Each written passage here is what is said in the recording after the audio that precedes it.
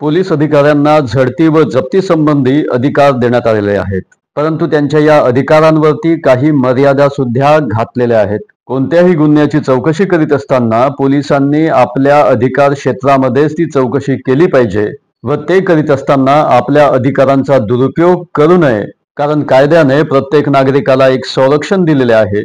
झडती व जप्ती संबंधी पोलिसांना नागरिकांनी मदत करण्याचे कर्तव्य सुद्धा नागरिकांचे आहे. सक्षम न्यायालयाने वॉरंट काढल्यानंतर किंवा सक्षम असलेल्या व्यक्तीने म्हणजे वॉरंट काढण्याचे अधिकार असलेल्या व्यक्तीच्या उपस्थितीमध्येच ही झडती घेतली जावी आणि झडती घेणारी व्यक्ती ही अधिकृत व्यक्ती असल्याची खात्री संबंधित नागरिक करू शकतो. झडती घेण्यामागे अनेक कारणं असू शकतात. चौकशीच्या संदर्भामध्ये एखादा असा पुरावा हाती लागण्याची शक्यता असेल आणि असे समजण्यास वाजवी कारण असेल, असे लेखी वाजवी कारण त्यांच्याकडे असेल आणि तसे संबंधित दंडाधिकाऱ्याला कळवण्यात आलेले असेल, तेव्हा पोलीस अधिकारी वॉरंट शिवाय सुद्धा तुमची झडती घेऊ शकतात किंवा एखाद्या जागेची झडती घेऊ शकतात विदाऊट वॉरंट.